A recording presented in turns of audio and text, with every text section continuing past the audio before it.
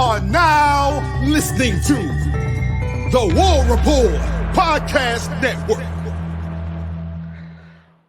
What is it, everybody? Welcome back to the College Loop Podcast, episode 161 of the College Loop Podcast. I'm Dylan Larck, @bulletin on Twitter/X. I must apologize for my absence on the last episode of the show. I had a massive migraine that struck, so I was not able to attend the last episode, but shout out to Harrison Tarr for locking it down and Jacob Hillman for hopping on as well. And we'll get started with today. We're just extending thoughts and prayers out to the family of Terry Beasley.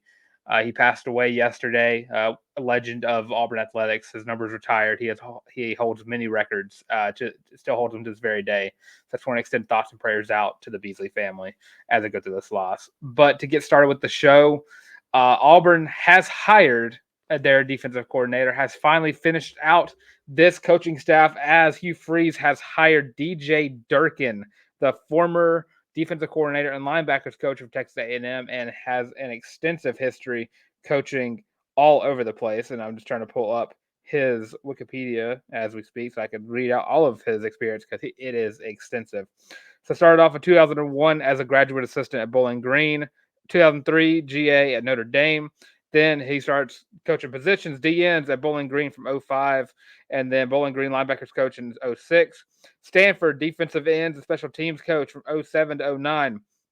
He was at Florida as a linebackers coach from 2010 to 2012, got promoted to defensive coordinator and linebackers coach from 2013-2014. Was the interim head coach at Florida in 2014, DC and linebackers coach at Michigan in 2015. Defensive coordinator at Maryland from 2016 to 2018. He worked as a consultant at the Atlanta Falcons in 2019, and then in 2020 to 2021, he came back to the SEC, was a co-defensive coordinator and linebackers coach at Ole Miss. 2022 and 2023, Texas A&M defensive coordinator and linebackers coach as well, and now he has been hired to the Auburn Tigers as their defensive coordinator, and I presume also working alongside the linebackers. I think this is a great hire for Auburn's and for Hugh Freeze. You get a guy who really builds off of what Ron Roberts did well. It kind of does what Ron Roberts wasn't able to get done. His DJ Durkin is going to be working alongside Charles Kelly, who is a defensive backs guy, and of course Durkin is more of a front seven guy. So I think it rounds out perfectly. You finally get two coordinators who mesh well together. That have strengths in the other one's weakness, per se. And it really helps that Auburn's going to have two guys coaching positions. You're going to have Zach Etheridge, who's going to mainly be the defensive backs coach, and Charles Kelly also helping out with the defensive backs, and then DJ Durkin helping out with the linebackers as well as Josh Aldridge. But looking at Texas A&M stats from last year, they had 42 sacks last season. And that was the key factor to A&M's success defensively. They weren't a great pass defense, but their run defense was very good. And you saw that from the defensive line play. Edgerrin Cooper had 8 sacks last year, followed by Shamar Turner, who had 6. And then Fadil Diggs had 4. And then it goes down to Walter Nolan, McKinley Jackson, Tarr and York with 4 and 3 all the way down the list. But a lot of different players getting in the backfield and getting those sacks. And something Auburn didn't really have last year. Of course, they had 31 sacks. But it seems that with DJ Durkin, he's going to have a lot of mix-ups in his formations, and definitely going to be a key factor in getting the linebackers prepared and ready to go. Because that was a position last year that Auburn wasn't really at their strongest at. Because after Eugene Asante and Austin Keys left the field, you had a hit or miss kind of day with Larry Nixon. And then other times you had Wesley Steiner and Cam Riley, who never really caught up with the other linebackers on the team. But I think it's a great hire. I do think it's a home run hire. And looking at the coaching staff, I think that Hugh Freeze hit on all cylinders for what he wants to do. He has Derek Nix to help out with recruiting. DJ Durkin has been a very good recruiter as well during his time. And Charles Kelly as well, of course, winning 24/7's Recruiter of the Year. Definitely hitting where he wants to build a program at. And you have guys who are going to help build a program through recruiting as well as helping out on the field. Derek Nix, of course, not going to be a play-calling offensive coordinator, but definitely going to be one of the main recruiters. And even though the loss of Trevon Reed and Cadillac and Zach Etheridge really hurt. And sorry, I said Zach Etheridge earlier. I meant Wesley McGriff. With those three losses, it was kind of a panic. It's in most of the fan base's eyes is this is going to hurt recruiting. This is a bad look. But on the recruiting end, I definitely think that Hugh Freeze has definitely improved through those three positions. So I do think that DJ Durkin is a great hire, and I do think that it meshes pretty well with Charles Kelly. So it's going to be a lot of fun to see how this goes out through the spring. And of course, time will only tell how good this team is going to be. But I do think that Hugh Freeze made the correct hires that he needed to make. I know that DJ Durkin was rumored before, like last week. I think it was rumored that it was going to be DJ Durkin, and then it finally got made official 2 nights ago, as it's been recorded 2 nights ago. I just think it's a really good hire. A guy who you see the success in, and Texas A&M last year, you saw that same success from the defensive Ole Miss in 2021. They were just a ferocious defense, and that's what DJ Durkin is going to give, as well as a great recruiter who's able to bring in some top-notch defensive prospects. And this is just exactly what Hugh Freeze needs to do: build a staff that can build a program, and he is doing just that. So, and it looks like that it's going to be a very heavy pass rush next year. And we, of course, seen that Auburn's sack leaders from last year were, of course, Jalen McLeod and Marcus Harris, who had 7. Marcus Harris, who had 7. Jalen McLeod, who had 5.5. And then of Eugene Santo had 5. And then after that, trickles all the way down to 2.5, all the way down to 2s and the 1s. You're going to see a lot more blitz packages out of DJ Durkin's front 7. You're going to see probably going to get a lot more sacks than 5 for Eugene Asante and Jalen McLeod. So it's going to be a lot of fun to see what DJ Durkin can do with this front 7, and especially a lot of fun with what you're going to see a lot of this coaching staff do with the players they're getting. So it's going to be a lot of fun. I think I'd probably grade this probably a B+ higher. And I do that preseason wise because it's kind of hard to give A+ hires unless like head coaching hires can typically get those. But I want to see what the product looks like during the spring first, and then after that, it'll be like initial grade B+, and then let me see how it turns out in the spring. I'll give a grade for that, and then so on and so forth. And then in other football news, I want to give a shout out to Prince Tega Wango, who is I think he's on the injured and reserved list for the Kansas City Chiefs. He is the only Auburn Tiger with a chance to win a Super Bowl ring this year. So huge shout out to Prince Tega for his chance to win 2 rings in 2 years. Then the last thing we have for football this weekend is, of course, the Reese Senior Bowl, where Auburn has 4 different players attending this year's Senior Bowl, and Marcus Harris, Jalen Simpson, DJ James, and Nehemiah Pritchett. And looking at their different draft stocks, I'm watching the Senior Bowl because I'm a sicko that loves to watch the Senior Bowl. I really want to see how these guys kind of play out because I think right now, as it stands, it goes Jalen Simpson, DJ James, Marcus Harris, Nehemiah Pritchett as like 1 through 4, who's the most likely to get drafted, all the way to the least likely. I do think all 4 of these guys are going to be getting drafted. I definitely just think that Jalen Simpson probably has the highest draft stock. And I think he had a couple of highlights break out yesterday on Twitter, just getting a couple of pass deflections.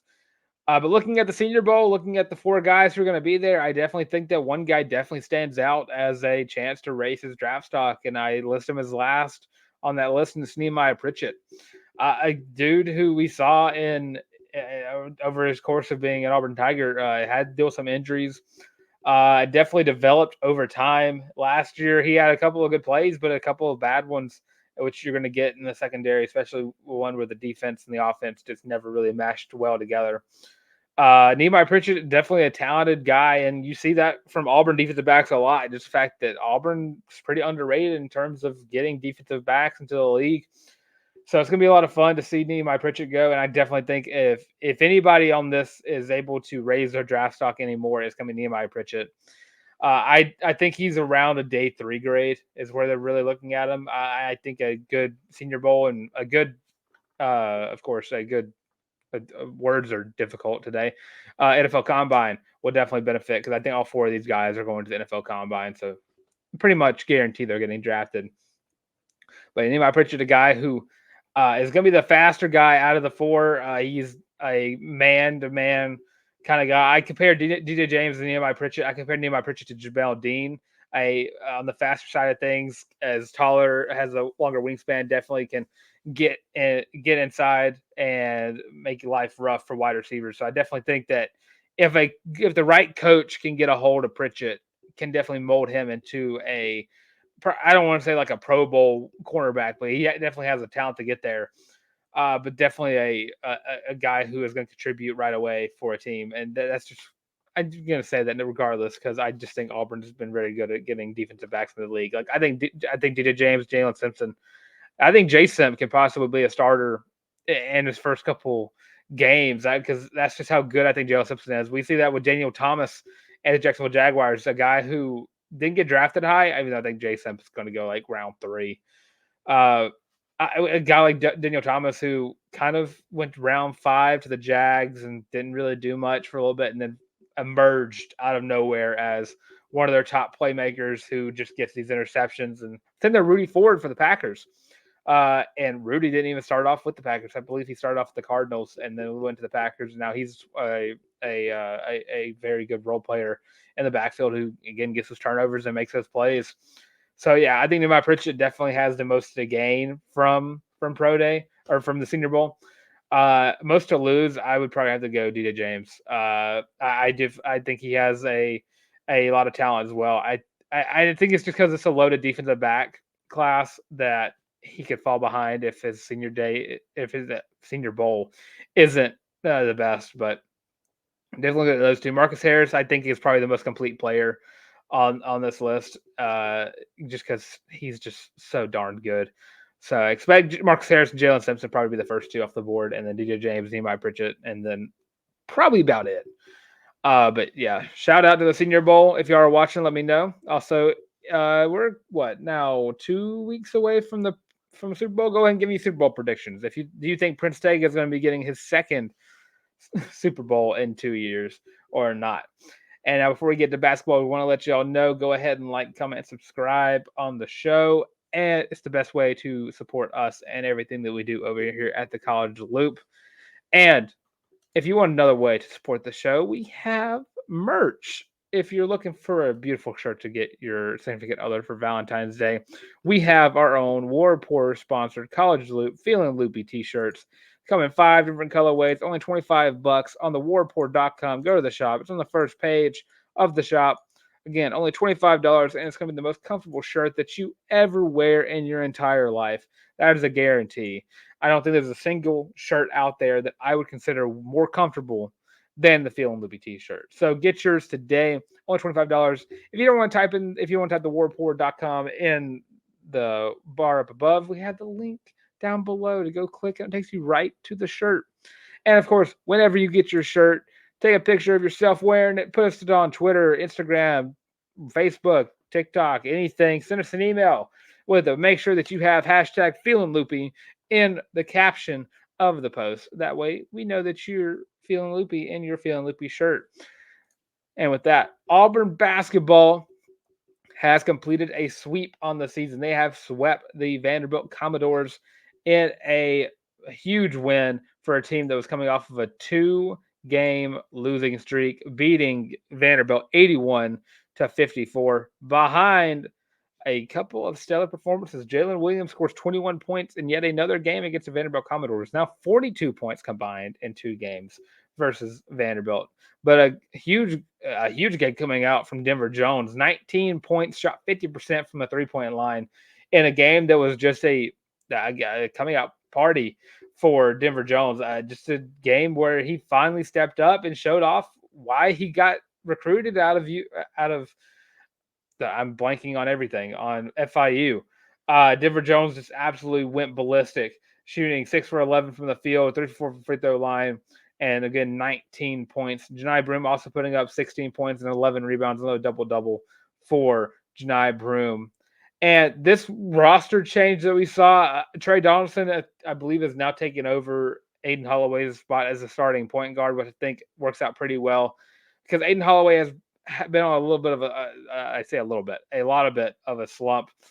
Today in 15 minutes, Aiden Holloway shot 0 for 5 from the field, 0 for 5 from the 3-point line, and scored 1 point from the and put up 3 rebounds. Just not the Aiden Holloway we saw early on in the season. I know we talk about a lot about how they should kind of start preparing him to probably stay another year. Because starting off the year, we definitely looked at Aiden Holloway as a guy who could be a one and done, but this slump has just been brutal for Aiden Holloway, and it's not that he doesn't have the talent. It's just it's the freshman in him is really showing, and it's not anything against him. It's just whenever you're looking at where this team can go, it's definitely going to be by the benefit of better guard play. That's what hurt Auburn last year in the 2022 team as well. Was the guard play just wasn't there, and really hurt those teams. And now you have Trey Donaldson, you have Katie Johnson, you have Aiden Holloway, and of course you have a lot of blanking on all these names. I'm so sorry, it's late. You have Denver Jones.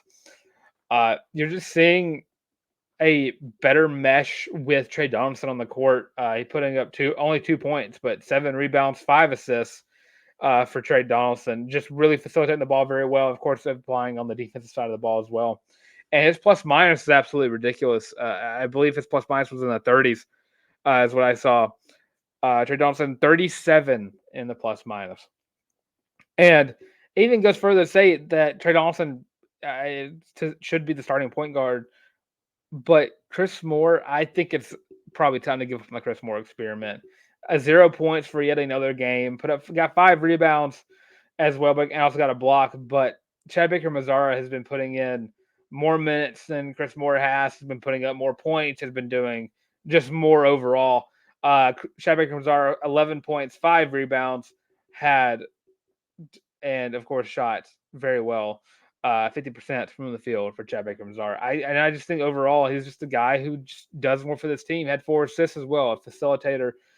And I understand the respect. Chris Moore does play his role well. He's a defensive player through and through. Does not really do much on the offensive end. Never gonna light up the box score. And I understand that Auburn goes into this mantra of it's our 10 versus your 10, and our 10's always gonna come out on top. But as the season prolongs itself, how likely is Bruce Pearl to look at Chris Moore and guys like Leor Berman, and it hurts me to say that because I love Leor Berman, as key contributors to his team? And Leor had a pretty decent game defensively. He stepped up and with 5 points.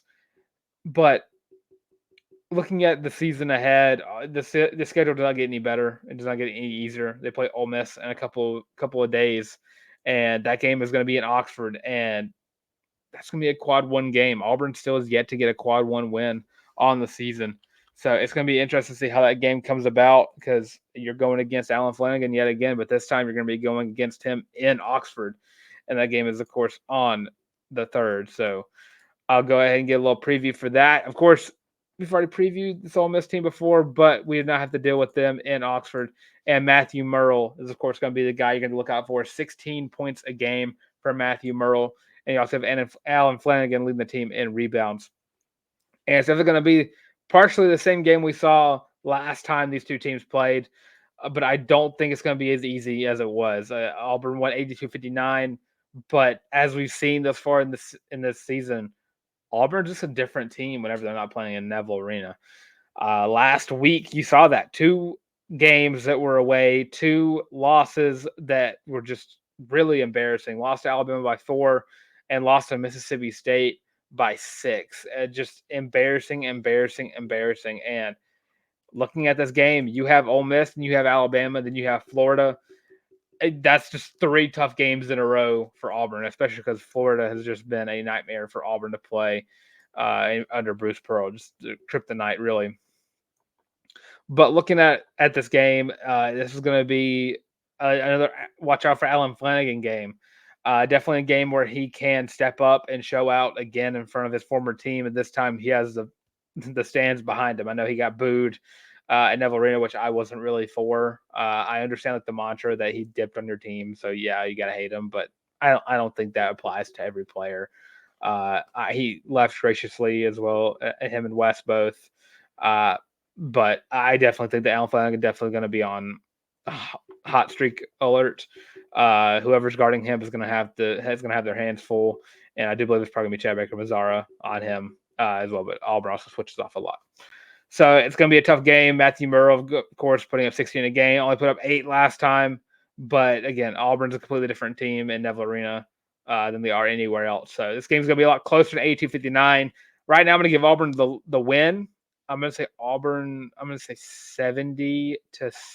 I think Auburn gets a 5-point win in a tougher environment. This is a better Ole Miss team than we've seen in the years past. Definitely not the team they were at the beginning of the year that people all thought they were, and that's probably me hating a little bit.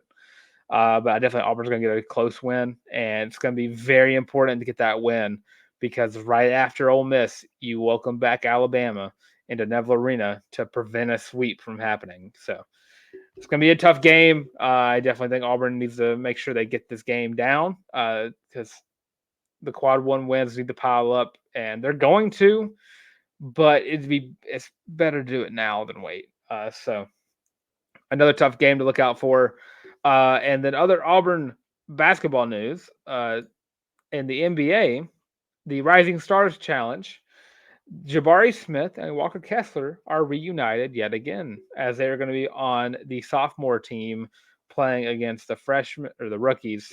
So huge shout out to those two balling out and getting recognized in the Rising Stars game. And it's still going to be a lot of fun to watch those two ball out together again. I won't be previewing women's basketball versus South Carolina, which I believe is tonight as the show comes out because Harrison Tarr and Jacob Hillman covered that game. But it's going to be a lot of fun. I definitely don't think Auburn's going to get the win there. I think that if they get hot, they can. This game being in Neville Arena, if the media team does what they do best and prioritize getting the fans in the stands. Auburn is, of course, undefeated in a crowd of 6,000 or more in Neville Arena under Coach Jay, and of course under anybody. I think South Carolina's going to win this game. I think it's going to be probably I'm going to say 75-63. And I know Auburn has gotten the upsets before this season. They've beaten LSU and they've beaten Alabama and they've beaten Georgia.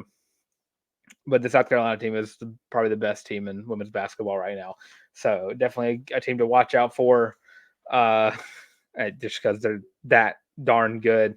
Definitely probably the favorite to win the national championship yet again. But yeah, I think Auburn's going to lose that game, but I definitely think they're going to do it in a manner that's going to be very impressive. And this is also a team that's going to is banking on making the NCAA tournament this year, and they're overachieving in that manner as we speak. So yeah, I'm going to give South Carolina the win there. And who knows if the crowd is 6,000 or more again, I'll change my prediction before the game. If I was like, oh, there's a lot of people in there, I'll change it and I'll say Auburn will win in front of 6,000 because stats don't lie. 6,000 or more, Auburn's going to win. So if the crowd shows up, give me Auburn to win. But I'm going to give South Carolina a point. My brain is telling me that South Carolina is going to win the game, but my heart is with Coach Jay and Auburn.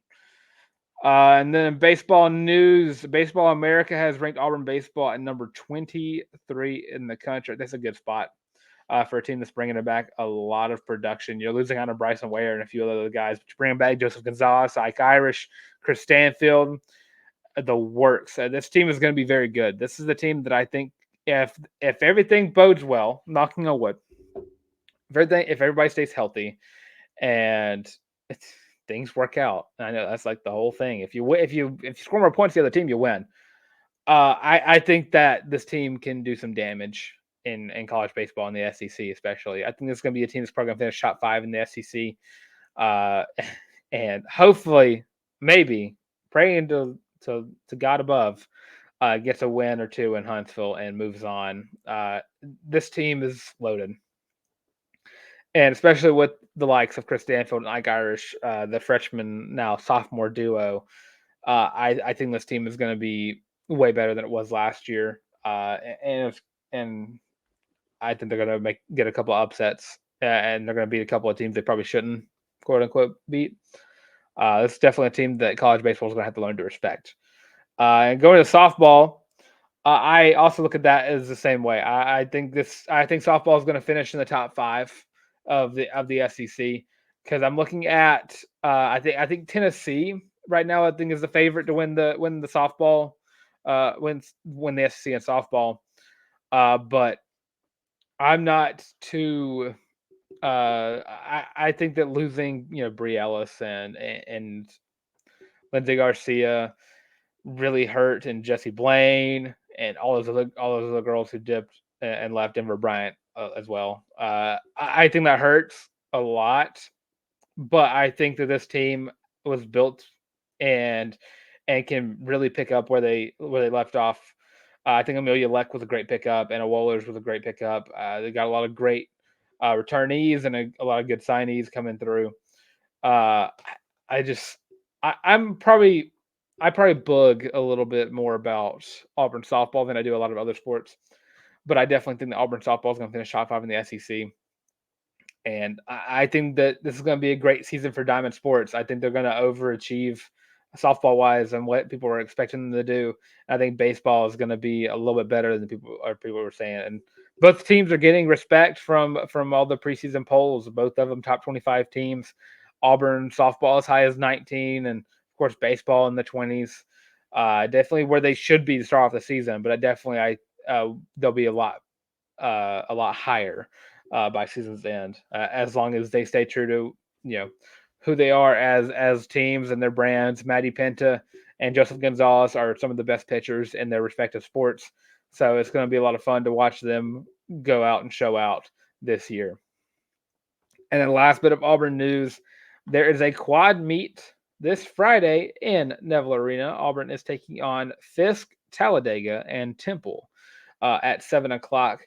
So be there or be square kind of thing. I don't know if they'll be televised. I don't know if these quad meets against the smaller schools usually are. But if you can go, I would highly recommend it. Auburn Gymnastics is a lot of fun to go watch. They're fresh off of a very close loss to Arkansas. And they're due for a win. And I think that they come out and they get 3 here, beating all 3 of these teams because they desperately need that before Alabama on February 9th. I will be at the Iron Bowl of Gymnastics. I will go ahead and specify that. Was I able to go to, I believe the Kentucky meet was where I said I was going to go, but that got pushed back. And I'm going to be at the Alabama Auburn gym meet on February 9th. So if you see me there, it's going to be at 8 p.m. next Friday. Say hi. But yeah, Auburn has a quad meet on this Friday at 7 o'clock p.m. And I really do expect Auburn to win. It comes down to, can they get consistent at all 4 rotations? We've seen earlier in the season, it was the vault, and then it was the beam, and then it was the bars against Arkansas. Hopefully does not span this disease of being inconsistent spreads to the floor. But I think this quad meet is a great opportunity for Auburn to get right after a couple of meets not going their way. And something that Grabe has always talked about, and I say this every time we talk about Auburn gymnastics, it's gymnastics, again, is a sport that you don't need to win to get the recognition. Auburn, of course, their losses coming to the number 4 team, the number 7 team, the number 9 team, the number 8 team, the number 17 in the countries, and getting a win over number 5 UCLA was huge in that Super 16 quad meet. So don't let the losses fool you. This is a very good gym team, and they're again playing in the toughest sport or toughest conference for any sport, maybe except for basketball. But huge shout out to women's gymnastics this weekend. And again, if you can, go check it out. They're a lot of fun. They always sell out. Standing room only is fine. You're only there for an hour and a half. So if you can go check it out. A lot of fun. But with that, that's all I have for you tonight or this morning when you're watching this. But of course, I'm Dylan Larck, @Tank on Twitter /X. It's going to be at YABOY the Tank. Also right there, if you're looking for it. You also find me on Instagram as well at Dylan Larck at DYLENLARCK. And of course, if you need those down below, my Twitter handle is in the link description below, as well as the Feeling Loopy t-shirt link, where you can go click it and go straight to the Feeling Loopy t-shirt and get your own shirt today. Again, most comfortable shirt you are ever going to wear in your entire life. But of course, if you're going to look for me here, you're going to be at the College Loop. It's going to be, I'm not going to spell it out for you, but we're literally everywhere: Twitter, TikTok, Facebook, Instagram, the works, all of those at the College Loop. Shows coming out every Tuesday, Thursday, with a live stream on Sunday evenings. So make sure that if you want to stick around, subscribe. If you also want to find some of the audio versions of the show as well, we're on Spotify Podcasts, Google Podcasts, and Amazon Music.